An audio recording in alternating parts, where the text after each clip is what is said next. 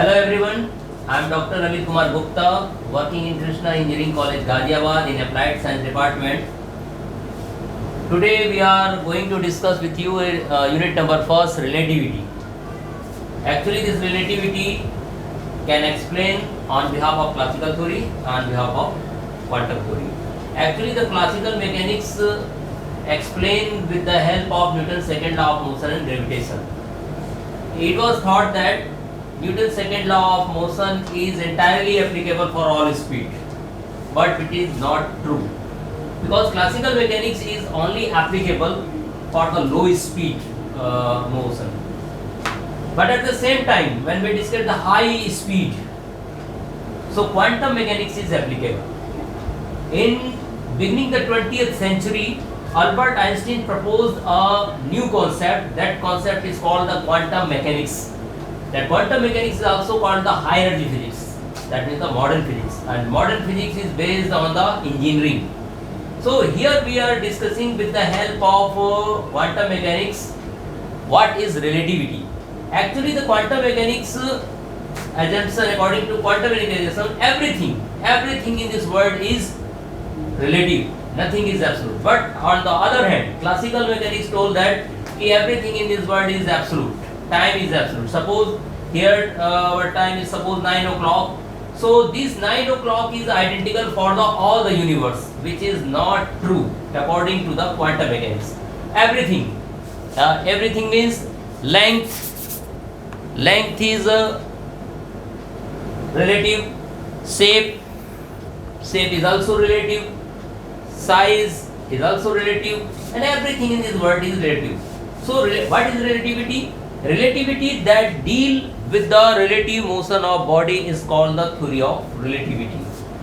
So in this chapter we will try to explain the relative motion of the two body on behalf of special theory of relativity and general theory of relativity.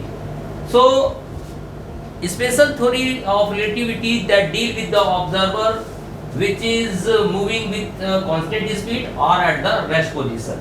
To be very clear, special theory of relativity deal with the observer, either the observer are at the constant motion or at the rest state. And on the other hand, general theory of relativity deal with the observer where the observer is at speeding up condition or speeding down condition. So in overall picture, relativity can emerge out of so many concepts. So the first assumption of this chapter, in whole chapter we will try to explain the new assumption.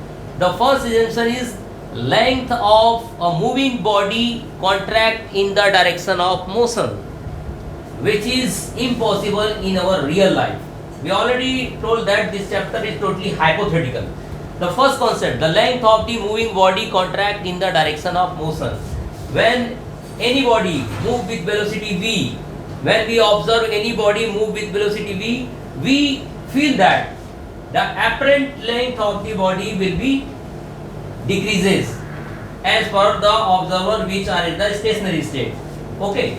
The second assumption, clock in motion is slow down, which is also impossible in our real life, but we will try to explain and prove time dilation is also fact in our real life. The third concept, at high speed, space and time are no more separate but merge into each other. And in general, in mathematics we already know that space means x, y and z, and time both are separate in case of mathematics, but in relativity case, especially the modern physics, both are merged into one. So space time coordinate function is one, not more separate. And last one, the mass of moving body is greater than its mass when at the rest. This is also called at the 12th class m is equal to m naught under root 1 minus b square upon c square.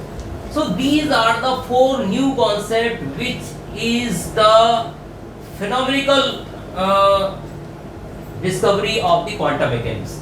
So we will try to explain these assumption with the help of relativity. The first assumption is the length contraction, second is the time dilation, and velocity addition theory, and variation of mass with velocity. So these are the four concepts we will try to explain with the help of relativity in our second lecture. So once again, I thank you so much for watching this video. Now in our second lecture is based on the frame of reference. What is the frame of reference? Why we require the frame of reference? Thank you so much.